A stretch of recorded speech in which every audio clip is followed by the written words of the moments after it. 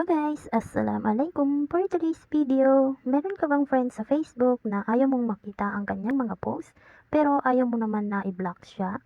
So, kung gusto mong malaman kung paano, panoorin mo lang ang video na ito. And kung hindi ka pa naka-follow sa aking page, paki-follow lang para updated ka sa aking mga videos. So, ang una natin gagawin, pupunta lang tayo sa ating Facebook account. So, dito guys, halimbawa, ito yung kaibigan natin na ito yung kanyang post and then ayaw natin na makita yung kanyang pinopost. Kasi minsan guys, di ba meron tayong mga experience or meron tayong friends sa Facebook na ayaw natin nakikita yung kanyang mga post. Halimbawa kapag ito yung friends mo and then ito yung kanyang post. So, dito guys, kung ayaw mong makita ang kanyang post, i-click mo lang itong 3 dots na to sa pinakataas and then may nakalagay dito na I don't want to see this. And meron ding nakalagay na tag photo. So, kung gusto mo naman na itag yung post niya sa account mo, pwede mo itong i-click itong tag photo. And then, pwede mo ring i-save ang kanyang post. And then, pwede mo ring i-report ang kanyang post.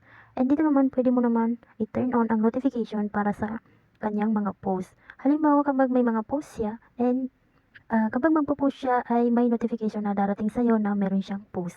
So, since ang topic natin dito ay ayaw mong makita ang kanyang post, i-click lang natin itong I don't want to see this. So, dito guys, may makikita tayo dito na hide post. So, ang ibig sabihin dito ay i-hide natin ang kanyang mga post para hindi na natin makikita. And then, dito naman sa pangalawa, temporarily stop seeing post. Hindi natin makikita yung kanyang pinopost for 30 days lang. Ibig sabihin, 1 month lang na hindi natin makikita yung mga pinopost niya. Pagkatapos ng 1 month ay makikita na natin or dadaan na sa ating mga wall.